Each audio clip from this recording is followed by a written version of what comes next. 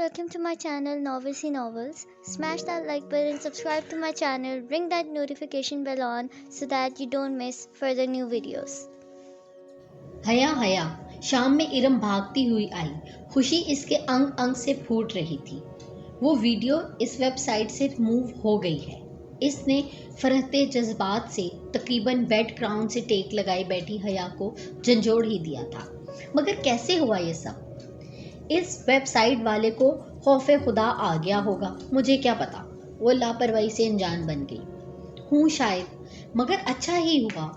ओ हाँ, तुम्हारी तुर्की की कब फ्लाइट है? पता नहीं, पहले पासपोर्ट तो मिले, फिर ही वीज़ा मिलेगा। इसको इल्म की मौजूदगी से कोफ्त होने लगी थी। कुछ इसके तासुरात से ही जाहिर था। इरम जल्द ही उठकर चली गई। वो फिर से अपनी सोचों में उलझ गई। मेजर अहमद, इसका आधा झुलसा चेहरा, सामने ना आना, पर्दे के पीछे से बात करना और वो इसकी अजीब फलसफियाना बातें, जन्नत वगैरह का तस्करा, बास पुरस करना और फिर शादी का सवाल। ओ खुदाया, कैसा अजीब आदमी था वो। और इसकी एक बात जिसके बारे में वो इस वक्त शदीद आलमी तैश में होने के बाइस सवाल नहीं कर सकी थी। आपकी पुप्पो का ख़ानदान जो ज़िल्लत और शर्मिंदगी के मारे अब शायद कभी इधर का रुख नहीं करेगा। आखिर कारनामा भी तो बहुत शर्मनाक सरंजाम दिया था। क्यों कही थी इसने ये बात? कैसी ज़िल्लत और शर्मिंदगी, कैसा शर्मनाक कारनामा? पुप्पो का ख़ानदान वाक़अतन पलट कर नहीं आया था, तो क्या इनकी वजह इनकी अपने मुल्क और ख़ानदान से बेजारी नहीं थी जैसा कि वो कयास करती थी, बल्कि कोई और थी, कोई ज़िल्लत अमेज़ काम जो उन्होंने सर अंजाम दिया था। और उन्होंने किसने? पुप्पो ने, इनके शोहर ने, या जहान सिकंदर ने?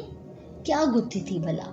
मगर मेजर अहमद से वो इस्तफसार कर सकती थी, और ना ही इसका दोबारा कोई फ़ोन आया था फिर।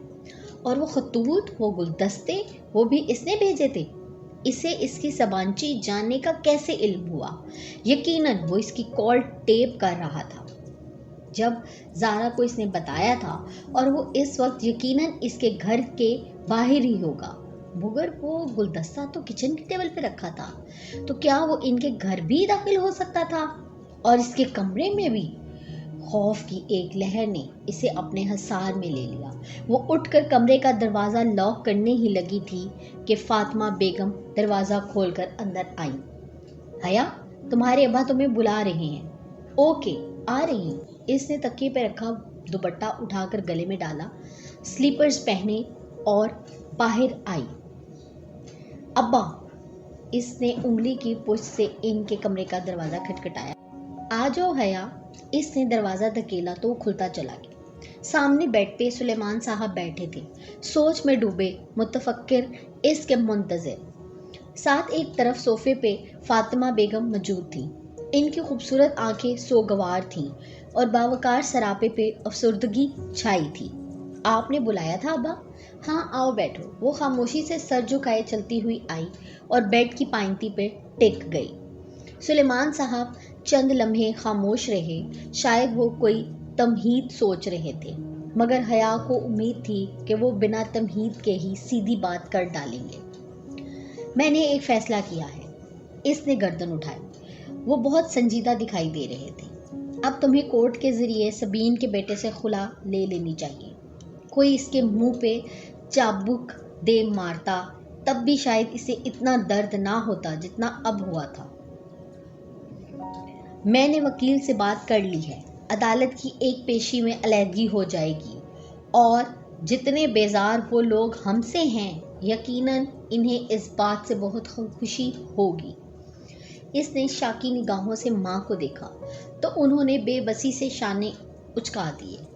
तुम्हारे अब्बा ठीक कह रही हैं, और इसके अलावा कोई चारा भी तो नहीं। इनके रवैये से साफ अंदाज़ा होता है कि वो इस रिश्ते को रखना ही नहीं चाहते। अब्बा, क्या ये वाहिद हल है? वो बहुत देर बाद बोली। इसकी आवाज़ में टूटे ख्वाबों का दुख था। क्या इसके अलावा भी कोई हल है? हया, दुनिया का कोई बाप अपनी बेटी का घर नहीं तोड़ना चाहता, और मैं कभी तुम्हें ये ना कहता, लेकिन किस कीमत पर? किस कीमत पर हम ये रिश्ता निभाने की कोशिश करें जब वो कोई उम्मीद ही नहीं दिलाते। अगर आपको वाकई लगता है कि आप मेरा घर बसा हुआ देखना चाहते हैं तो मुझे तुर्की जाने दें। वहाँ मैं इसको ज़रूर ढूंढूंगी और पूछूंगी कि अगर वो घर बनाना चाहता है तो ठीक है, वरना मुझे तलाक दे दे। अगर नहीं देता तो मैं कोर्ट चली जाऊंगी, मगर मुझे एक आखिरी कोशिश कर लेने दें प्लीज़। वो खामोश हो गई, शायद कायल हो गए थे वो। अब्बा, आप मुझे 5 माह का वक्त दें। अगर इसके आखिर में भी आपको लगे कि मुझे खुला लेनी चाहिए तो मैं आपके फैसले में आपके साथ होंगी। वो उठी और फिर बिना कुछ कहे कमरे से निकल गई। वो खपती लड़की इसे क्लास के बाहर ही मिल गई थी। वो फाइलें संभालती बाहर जा रही थी जब इसने हया को रोक लिया। सुने मिस सुलेमान, वो जैसे मजबूरन इसे मुखातिब कर रही थी। हया ने कोफ से पलट कर देखा। वहाँ खतीजा राना खड़ी थी, आंखों पे बड़ा सा चश्मा लगाए, बालों की ऊंची पोनी बांधे, सीने से फाइल लगाए। डीजे, जिसे डीजे सिर्फ इसके फ्रेंड्स कहा करते थे, और वो इसकी फ्रेंड ना थी, न बनना चाहती थी। जी खतीजा, बादिल नख्वास्ता, इसने ज़रा मुरव्वत से जवाब दिया। आपने वीज़े के लिए अप्लाई कर दिया? दरअसल मैम फरखंदा ने कहा है कि हम दोनों को जल्द अज जल्द वीज़ा के लिए अप्लाई करना चाहिए, क्योंकि फरवरी के पहले हफ्ते में हमने सबांची को ज्वाइन करना है और आज 13 तारीख है। हमारे पास बस 15 दिन हैं और तुर्की का वीज़ा 15 दिन में कभी नहीं लगा करता। वो परेशानी से तेज़ तेज़ बोले जा रही थी। इसकी बात कुछ ऐसी थी कि हया को संजीदा होना पड़ा, वरना अभी तक वो अब्बा की कही गई बातें सोच रही थी। ओह, तो तब हमें क्या करना चाहिए? कल लाजमन टर्किश एम्बेसी जाकर वीज़े के लिए अप्लाई करना है। आपको पता है टर्किश एम्बेसी का अजीब सा रूल है कि हर रोज़ सबसे पहले आने वाले 15 उम्मीदवारों का ही इंटरव्यू होता है। एम्बेसी सुबह 7 बजे ही खुल जाती है और वहाँ लोगों की लाइन लगी होती है। अगर हम 1 मिनट भी लेट हुए तो वो हमें अगले दिन पे डाल देंगे। आप सुन रही हैं ना? जी, इसने गायब दिमागी से सर हिलाया। पता नहीं वो क्या बोले जा रही थी। आप मुझे अपना नंबर लिखवा दें ताकि हम कोऑर्डिनेट कर सकें। इसने बेदिली से अपना नंबर लिखवा दिया। खतीजा इसे अपने फ़ोन पे नोट करती गई। ठीक है, कल सुबह 6:30 तक आप डिप्लोमेटिक इनक्लेव तक पहुंच जाइएगा, मैं वहीं हूँगी। इसने अच्छा कहकर जान छुड़ाने वाले अंदाज में सर हिलाया। और प्लीज़ देर मत कीजिएगा, ये ना हो कि आपकी वजह से मेरा भी वीज़ा रह जाए। मिस सुलेमान, वो नाक चढ़ाकर जता गई कि आखिर वो भी खतीजा राना है। क्या कंपनी मिली है मुझे, उफ। वो पैर पटक कर आगे बढ़ गई। अब्बा की बातों ने इसे इतना डिस्टर्ब कर दिया था कि इस वक्त वीज़ा वो आखिरी चीज़ था जिसके बारे में वो सोच सकती थी। रात की तारीकी को दुकानों के शीशे की दीवारों से झलकती रोशनियां रोशन किए हुए थीं। जर्द रोशनियों का अक्स सामने लंबी सीधी सड़क पे पड़ा था, जिसके एक तरफ पार्किंग की गाड़ियों की लंबी कतार थी, दूसरी तरफ एक छोटा सा चबूतरा बना था। चबूतरे पे दिन में बुक फेयर के स्टॉल लगा करते थे, आजकल वो बंद थे। ये जिना सुपर था और वो इस वक्त जर्द रोशनियों के अक्स से चमकती सड़क पे चल रही थी। स्याह जैकेट की जेबों में हाथ डाले, शानों पे फिसलते लंबे बाल लिए, वो सर झुकाए खुद फरामोशी के आलम में कदम उठा रही थी। अब्बा और अम्मा की कही गई बातें दिलो दिमाग में गूंज रही थीं। जहान सिकंदर कौन था? इसका मनकूब कज़न, शौहर, वो शख्स जिसके ख्वाब इसने सारी उम्र देखे थे। इतनी आसानी से वो कैसे इससे दस्तबरदार हो जाए? क्या अब्बा अम्मा नहीं जानते थे कि अगर ख्वाब अपने हाथों से तोड़े जाएं तो उंगलियां भी ज़ख्मी हो जाती हैं? फिर कैसे वो ख़ुद को ज़ख्म दे? अगर वो जहान या सबीन पुप्पो के लिए कोई अनचाहा रिश्ता थी तो भी इनको सफाई का एक मौका दिए बगैर ही कैसे ख़ुद को इनसे अलग कर ले? ये मक्खन नहीं था जिससे बाल निकालना था। یہ تو کانٹوں سے الجھا دامن تھا، اگر کھینچ کر الگ کیا تو دامن پھٹ جائے گا اور اگر کانٹے نکالنے کی کوشش کی تو انگلیاں زخمی ہو جائیں گی۔ مگر کیا پتا اس کانٹوں کے پودے پہ گلاب بھی کھلتے ہوں، سرخ گلاب، سبز پتے، رنگوں، خوشیوں اور خوابوں کے۔ وہ سیٹی کی تیز آواز تھی جس نے اسے خیالوں کے ہجوم سے نکالا۔ اس نے چونک کر سر اٹھایا۔ وہ 3 لڑکے تھے، جینز اور جیکٹ میں ملبوس۔ وہ مختلف سمتوں سے اس کی طرف آ رہے تھے، یوں کہ ہر طرف وہی تھے، گھیرا، نرخا، تنگ دائرہ۔ جگہ قدرے سنسان تھی، خالی چبوترا تاریکی میں ڈوبا تھا۔ جگمگاتی روشن دکانیں ذرا دور تھیں۔ اس کا دل دھک سے رہ گیا۔ وہ تیزی سے پلٹی، مگر ادھر سے بھی ان کا ہی کوئی چوتھا آ رہا تھا۔ وہ محیب آوازیں نکالتے، معنی خیز اشارے کرتے اس کے ارد گرد گھیرا تنگ کر رہے تھے۔ دبی آوازوں کا شور اس کو گھیرنے لگا تھا۔ وہ قریب آتے 2 لڑکوں کے درمیان سے تیزی سے سر جھکائے گزرنے لگی، مگر دائیں والے لڑکے نے سبک رفتاری سے اس کی کلائی کو تھام کر اپنی جانب کھینچا۔ ابھی اس کے لبوں سے چیخ بھی نہیں نکلی تھی کہ آگے بڑھنے والا خود بکھلا کر پیچھے ہٹا۔ ٹن کی زوردار آواز کے ساتھ کسی نے اس لڑکے کے سر کے پچھلے حصے پہ کچھ مارا تھا۔ مرن جوگے، باجی کو تنگ کرتے ہو، چھوڑوں گی نہیں میں تمہیں۔ وہ اونچی لمبی ہٹی کٹی سی ڈولی ہاتھ میں پکڑا فرائنگ پین گھما گھما کر ان کو مار رہی تھی۔ حیا ہکا بکا سی 2 قدم پیچھے ہوئی۔ جس کو لگا تھا وہ سر پکڑے بلبلاتا ہوا پیچھے بھاگا۔ باقی 2 بھی ساتھ ہی دوڑے۔ ایک نے ذرا پھرتی دکھا کر ڈولی کو لات مارنی چاہی۔ ڈولی نے اسی فرائنگ پین کو گھما کر ایسی ضرب دی کہ اس لڑکے کا گھٹنا چٹک اٹھا، شاید ٹوٹ گیا تھا۔ کم از کم اس کی چیخ سے تو حیا کو یہی لگا تھا، اور وہ لنگڑاتا ہوا بھاگ اٹھا۔ آئے بڑے سالے ڈولی سے پنگا لیتے ہیں۔ وہ فاتحانہ ہاتھ جھاڑتے ہوئے اب حیا کی طرف مڑا۔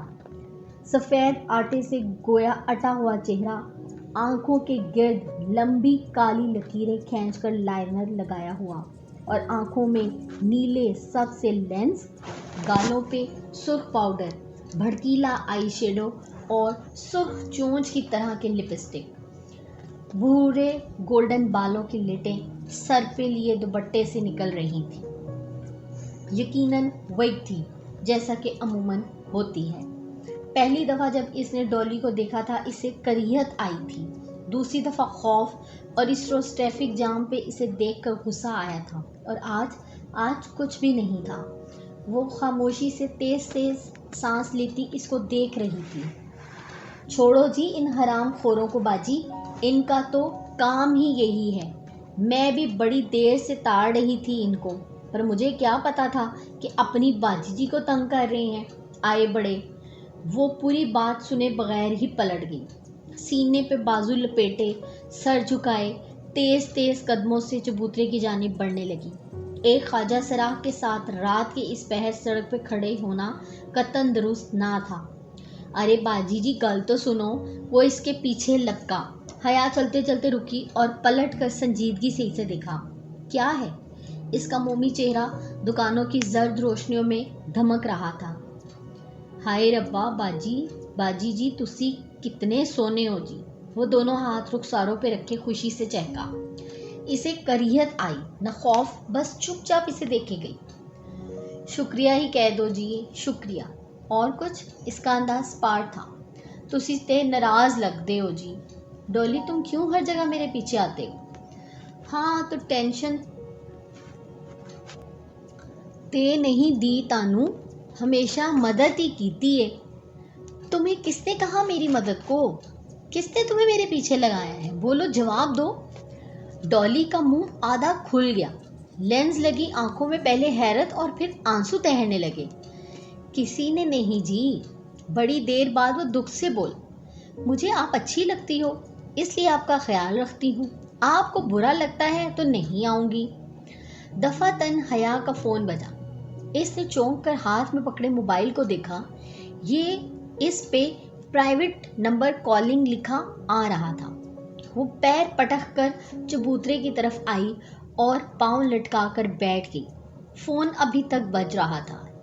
اس نے فون کان سے لگایا اور ڈالی کو دیکھا۔ وہ چھوٹے چھوٹے قدم اٹھاتا سسکتا ہوا اس تک آ رہا تھا۔ ہیلو مس حیا، کیسی ہیں آپ؟ وہ میجر احمد تھا۔ اس کی آواز کے پیچھے بہت شور تھا۔ ڈالی آہستہ سے اس سے ذرا فاصلے پہ چبوترے پہ بیٹھ گیا۔ سر جھکائے وہ ہتھیلی سے آنسو پونچھ رہا تھا۔ خدا کے لیے مجھے فون مت کیا کریں، اور یہ جو بندے آپ نے میرے پیچھے لگائے ہیں نا، میں ان میں سے ایک ایک کا خون کر دوں گی اور اس سب کے ذمہ دار آپ ہوں گے۔ میں شادی شدہ ہوں اور جلد ہی اپنے شوہر کے پاس چلی جاؤں گی۔ میرا پیچھا چھوڑ دیں، سمجھے آپ؟ مزید کچھ سنے بغیر اس نے فون رکھ دیا۔ تسی گھر بار والے ہو جی؟ ڈالی نے چہرہ اس کی طرف اٹھایا۔ ہاں، تمہارے اس میجر نے تو تمہیں بتایا نہیں کیا؟ اس نے پیچھے لگایا ہے نا تمہیں؟ اللہ پاک کی قسم لے لو جی، مجھے کسی میجر ویجر نے نہیں بھیجا، میں خود آتا ہوں، اللہ کی قسم جی، وہ روتے روتے کہہ رہا تھا۔ حیا کے دل کو کچھ ہوا، اسے لگا وہ سچ بول رہا ہے۔ میں کسی کو جا کر آپ کی باتیں نہیں بتاتا، مجھے بڑا پیار ہے جی آپ سے، قسم سے۔ وہ لب بھینچے اسے دیکھے گئی۔ کچھ تھا اس میں پراسرار، خوف زدہ کرتا مگر ترہم امیز۔ ٹھیک ہے مت رو، میں جی بڑا پیار کرتی ہوں آپ سے، اس لیے آتی ہوں، پر تسی تے الزام لا رہے ہو۔ وہ اب سسکتے ہوئے اپنا سر پیٹنے لگا تھا۔ اچھا ناؤ اسٹاپ اٹ۔ وہ چپ چاپ بیٹھا اسے تکتا رہا جبکہ وہ سامنے خلاؤں میں گھورتی رہی۔ تسی جا رہے ہو کہیں؟ حیا نے چونک کر اسے دیکھا۔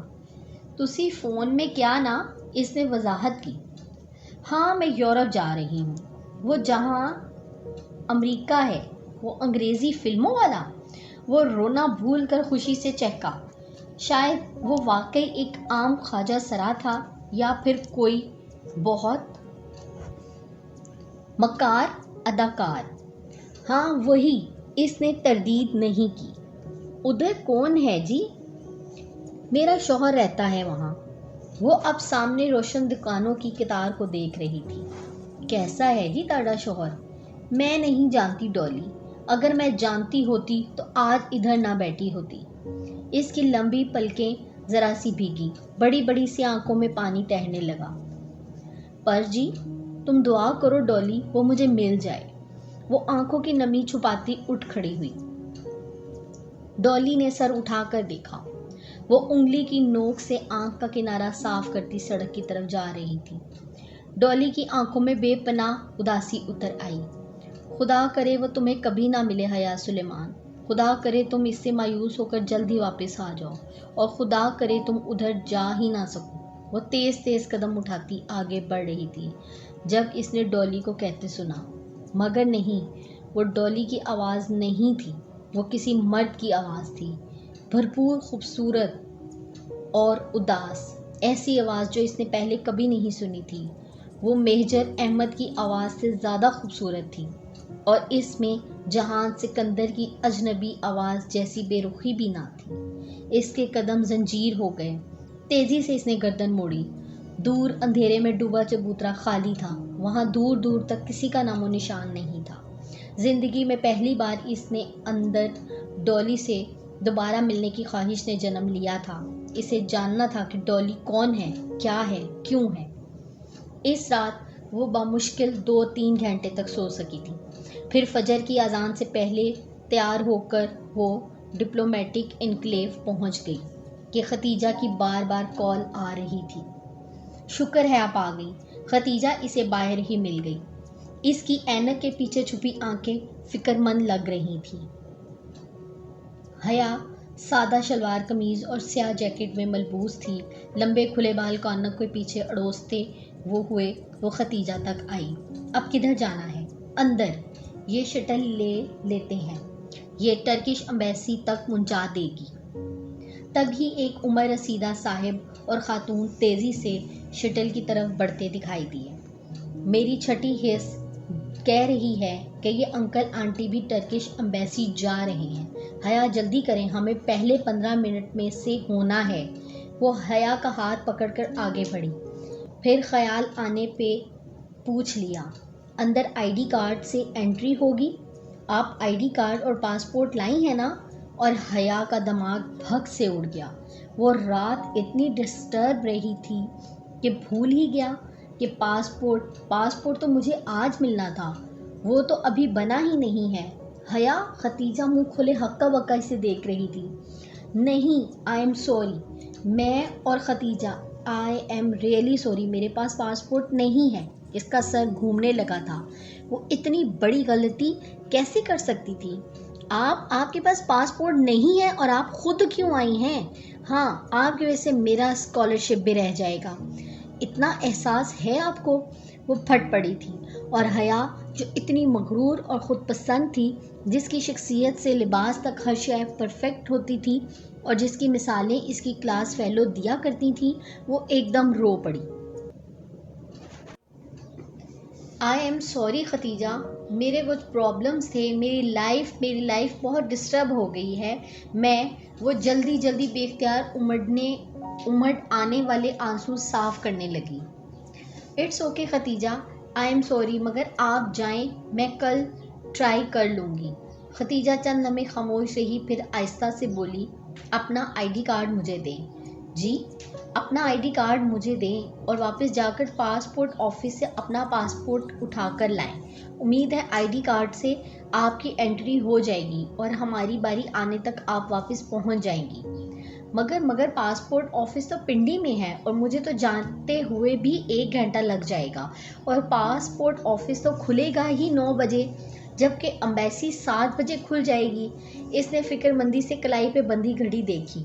یہ ناممکن ہے، میں کبھی بھی اتنی جلدی واپس نہیں پہنچ پاؤں گی، پہلے 15 میں سے ہو سکوں۔ حیا، میں نے زندگی میں ایک ہی بات سیکھی ہے کہ انسان کو کوئی چیز نہیں ہرا سکتی جب تک کہ وہ خود ہار نہ مان لے۔ آپ ابھی سے ہار مان لینا چاہتی ہیں؟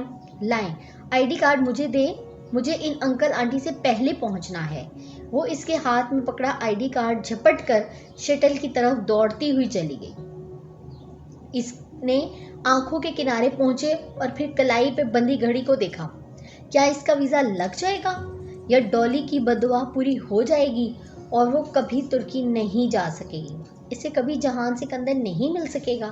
مگر ختیجہ نے کہا تھا، انسان کو کوئی چیز نہیں ہرا سکتی جب تک وہ خود ہار نہ مان لے، اور اس نے سوچا وہ اتنی آسانی سے ہار نہیں مانے گی۔ بے دردی سے آنکھیں رگڑ کر وہ گاڑی کی طرف لپکی تھی۔ بہت ریش ڈرائیو کر کے وہ پنڈی آئی تھی۔ تقریباً 1 گھنٹے اسے بند پاسپورٹ آفس کے باہر بیٹھنا پڑا۔ خدا کر کے 9 بجے آفس کھلا تو وہ اندر بھاگی۔ شاید اس کی ہمت دکھانے کا صلہ تھا۔ 10 منٹ بعد وہ اپنا پاسپورٹ لیے آفس کی بیرونی سیڑھیاں اتر رہی تھی، تبھی کسی غیر شناسا نمبر سے کال آئی۔ اس نے کسی خیال کے تحت فون اٹھا لیا۔ ہیلو حیا، میں ختیجہ بول رہی ہوں۔ میرا فون تو باہر بھائی کے پاس ہے، کیونکہ اندر سیل فون کی پرمیشن نہیں ہے۔ ابھی امبیسی کے گارڈ سے فون لے کر 100 منتیں کر کے کال کر رہی ہوں۔ وہ ایک ہی سانس میں تیز بولے گی۔ آپ کدھر ہیں؟ بس مجھے پاسپورٹ مل گیا ہے، میں آ رہی ہوں۔ میری انٹری ہوئی؟ اس نے گاڑی میں بیٹھ کر چابی اگنیشن میں گھمائی۔ شکر ہے میں نے تیز بھاگ کر ان انکل آنٹی کو بائی پاس کر لیا۔ میں 14 نمبر پہ تھی اور آپ کی بھی انٹری کرا دی ہے۔ آپ کا 15واں نمبر ہے۔ او شکر، لیکن انہوں نے ان انکل آنٹی کو روک رکھا ہے کہ اگر آپ نہ آئیں تو ان کا انٹرویو ہو جائے گا، اور وہ آنٹی مسلسل تسبیح پڑھ رہی ہیں۔ حیا، آپ جلدی سے آ جائیں۔ میں آ رہی ہوں، بس ابھی آفس ٹائم ہے، نہ تو ٹریفک بہت ہیوی ہے۔ بس جلدی سے آ جائیں۔ یہ بار پوچھ رہے ہیں کہ میری دوسری ساتھی کدھر ہیں۔ بس تھوڑی دیر اور۔ اس نے ایکسیلیٹر پہ دباؤ بڑھا دیا۔ ٹریفک حسب معمول بہت پھنسا ہوا تھا۔ بے پناہ رش، ہارن کا شور، بند سگنل، پھنسی ہوئی گاڑیاں۔ وہ بار فکر بندی سے کلائی پہ بندھی گھڑی دیکھتی اور پھر سست روی سے چلتے ٹریفک کو بمشکل مری روڈ سے نکال پائی تو سکون کا سانس لیا۔ मामूल की चेकिंग के बाद वो 11 बजे तक इस ओपन एयर लाउंज में पहुंच पाई जहां खतीजा थी। तुर्क रग्स, मखसूस तुर्क ब्लू आई, ईवल आई और तुर्की के नक्शों से वो लाउंज सजाया गया था। खतीजा एक सोफे पर मुंतजिर परेशान सी बैठी थी। इसे देखते ही उठ खड़ी हुई। शुक्र है आप आ गई हया, उन्होंने सबके इंटरव्यू रोक रखे हैं, पहले हमारा होगा। अच्छा, मगर क्यों? लेकिन क्यों का जवाब सुनने का वक्त नहीं था और फिर इनको इंटरव्यू के लिए कॉल कर लिया गया। वो खुश शक्ल सा तुर्क डिप्लोमेट इनके इंतज़ार में बैठा था। वो खतीजा के आगे चलती हुई सामने हुई और अपनी फाइल शीशे की खिड़की के सुराख से अंदर दी। इसका दिल ज़ोर ज़ोर से धड़क रहा था। अगर इसका वीज़ा मुस्तरद हो गया तो? इस ऑफिसर ने इनकी फाइलें उठाईं, इनसे फॉर्म निकाले और फाइलें वापस बंद करके रख दी। अगर इसने वीज़ा देना होता तो इनका इंटरव्यू करता, कुछ तो पढ़ता, कोई सवाल तो पूछता, मगर वो बस सरसरी सा फॉर्म को देख रहा था। तो क्या वो वाकई इसका वीज़ा मुस्तरद करने लगा था? फॉर्म पे एक निगाह दौड़ाकर इसने सर उठाया और संजीदगी से इन दोनों को देखा, जो बिना पलक झपके सांस रोके इसको देख रही थी। आप किधर थी? मैं इतने दिनों से आपका वेट कर रहा था। इसने साथ ही मेज पे रखा एक कागज़ उठाया। मुझे सबांची यूनिवर्सिटी ने ये लिस्ट भिजवाई थी, इसमें आपके नाम हैं ताकि आपका वीज़ा लगा दूँ। खैर, वीज़ा कल तक स्टैम्प हो जाएगा। आप में से कोई एक कल आकर दोनों पासपोर्ट पिक कर ले, शाम 4 बजे तक। राइट। फरहते जज्बात से इनकी आवाज़ नहीं निकल रही थी। दिल यूं धड़क रहा था गोया अभी सीना तोड़कर बाहर आ जाएगा। वो जैसे ही इसके ऑफिस से निकली एक साथ रुक गई और एक दूसरे को देखा। आई एम सॉरी हया, I am sorry Khadija. Back वक्त दोनों के लबों से निकला था और फिर वो दोनों हंसते हुए एक दूसरे के गले लग गईं। बिला आखिर इसे यकीन आ गया था कि हाँ, वो वाकई तुर्की जा रही है, वो भी पूरे 5 माह के लिए। वो तुर्की जहाँ वो रहता है, वो जो हमेशा से इसके दिल के साथ रहता था। वेलकम मी ओ सबांची, खुश आमदीद कहो ए सबांची। भाई तो चले गए थे मुझे ड्रॉप करके, मैं आपके सेल से इनको कॉल कर लूँ कि वो मुझे पिक कर लें। डिप्लोमेटिक इनक्लेव से निकलते हुए खतीजा ने परेशानी जाहिर की तो इसने मुस्कुराते हुए सर झटका। नो प्रॉब्लम, मैं आपको ड्रॉप कर दूंगी खतीजा, आप मुझे डीजे और तुम कह सकती हैं। श्योर। इसने पार्किंग में खड़ी कार का लॉक खोला। मुझे जिना सुपर जाना था, यूँ ना करें कि कुछ शॉपिंग कर लें, आपने कुछ तो लेना होगा खतीजा। इसकी ताकीद के बावजूद वो तकल्लुफ़ ख़त्म ना कर सकी। स्वेटर लेने हैं, वहाँ बहुत सर्दी होगी, फिर वहीं चलते हैं। साइनो शोर के बिलमुकाबिल चबूतरा खाली था, मगर दिन के वक्त वो इतना वीरान नहीं लग रहा था जितना पिछली रात लगा था। और वो सर झटक कर आगे बढ़ गई। ओह, निडल इम्प्रेशंस पे सेल लगी है, आए कुछ देख लेते हैं। वो काफ़ी दिनों से सोच रही थी कि यहाँ से कोई अच्छा शर्ट पीस ले आए और आज तो सेल भी लगी थी। वो और खतीजा आगे पीछे शीशे का दरवाज़ा धकेल कर अंदर दाखिल हुई। शॉप के अंदर वही मखसूस माहौल था, हीटर की गर्मी और बाहर की खुनकी का मिला जुला तासुर। जर्द स्पॉट लाइट्स से चमकती छत और हर तरफ शो केसेस पे फैले कढ़ाई वाले कपड़े। वो स्टैंड पे लगे नमूने देखती आहिस्ता आहिस्ता कदम बढ़ा रही थी। सामने वर्क टेबल थी जिसके पीछे खड़ा मुस्तैद सेल्समैन इसे देखकर फौरन मुतवज्जो हुआ था। जी मैम, ये पिंक वाला दिखाएं जिस पे वाइट एम्ब्रॉयडरी है। इसने उंगली से पीछे रोल किए हुए थान की तरफ इशारा किया। सेल्समैन ने गर्दन फेर कर देखा। मैम, ये मैंने सामने रखा है, ये सामने ही पड़ा है। वो इससे चंद फुट बाएं जानिब इशारा कर रहा था जहां एक फैमिली खड़ी इसी कपड़े का मुआयना कर रही थी। ओ थैंक्स। वो चंद कदम चलकर बाईं जानिब आई जहां मेज़ पे वो खूबसूरत कढ़ाई वाला शर्ट का फ्रंट पीस फैला हुआ था। حیا کے بالکل بائیں طرف کھڑا ایک نوجوان سر جھکائے ہاتھ میں کپڑے کو مسل کر چیک کر رہا تھا۔ اس کے ساتھ ایک نفیس معمر سی خاتون اور ایک کم عمر اونچی پونی ٹیل والی لڑکی کھڑی تھی۔ ممی یہ پنک والا لے لیتے ہیں، ثانیہ بھابھی کا کمپلیکشن فیئر ہے، ان پہ سوٹ کرے گا۔ کیوں بھائی؟ وہ اب نوجوان سے رائے مانگ رہی تھی۔ حیا نہ چاہتے ہوئے بھی ان کی طرف متوجہ ہو گئی۔ اسے بس یہی جلدی تھی کہ کب وہ شخص اس کپڑے کو چھوڑے اور وہ اسے دیکھ پائے۔ اس وقت بھی گلابی شرٹ کا کپڑا اس شخص کے ہاتھ میں تھا۔ اس نے اسے ہاتھ میں یوں پکڑ رکھا تھا کہ اس کی ہتھیلی والی طرف اوپر تھی۔